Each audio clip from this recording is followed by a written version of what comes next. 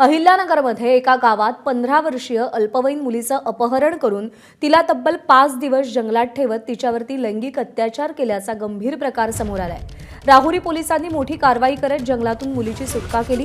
मुख्य आरोपीसह तिघांना तातडीनं अटक करण्यात आली आहे। 13 फेब्रुवारी रोजी कॉलेजला जाते असं सांगून घराबाहेर पडलेली 15 वर्षीय मुलगी परतलीच नाही। पालकांनी तात्काळ राहुरी पोलीस ठाण्यात तक्रार दाखल केली। या प्रकरणात मुख्य आरोपी मुख्तार हैदर पठाण, कौसर हैदर पठाण, आकाश शरद संसारे यांना पोलिसांनी अटक केली आहे। मुख्य आरोपीवरती अपहरण आणि लैंगिक अत्याचाराचे गंभीर आरोप ठेवण्यात आलेत। या प्रकरणाला आता लव्ह जिहादचा अँगलही दिला जात असून राजकीय वातावरण तापलंय। पीडितेच्या जबाबानुसार पॉक्सो आणि लैंगिक अत्याचाराची कलम लावण्यात आली असून पुढचा तपास सुरू आहे। या घटनेच्या निषेधार्थ संबंधित मुलीच्या गावात बंद देखील पाळण्यात आला होता।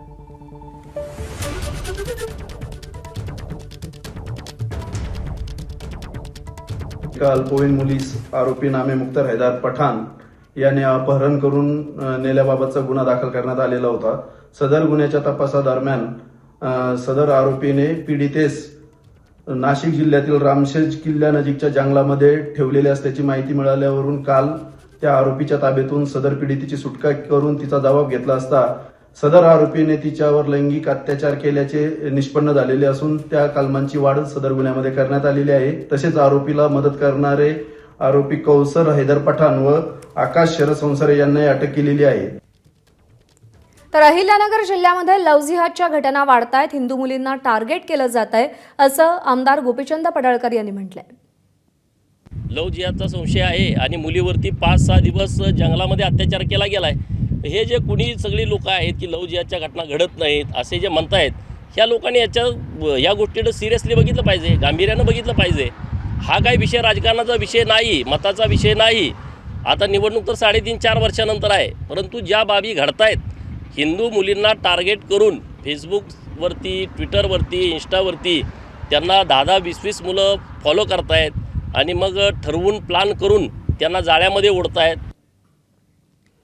दरम्यान यावर राष्ट्रवादीचे आमदार संग्राम जगताप यांनी काय प्रतिक्रिया दिली आहे तीही पाहूया।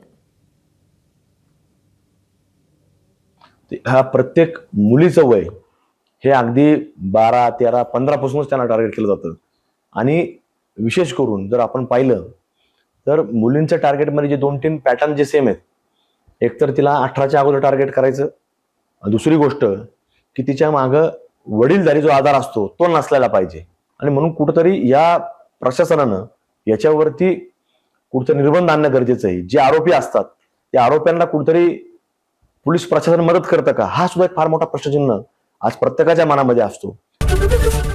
एबीपी माझा, उघडा डोळे बघा नीट।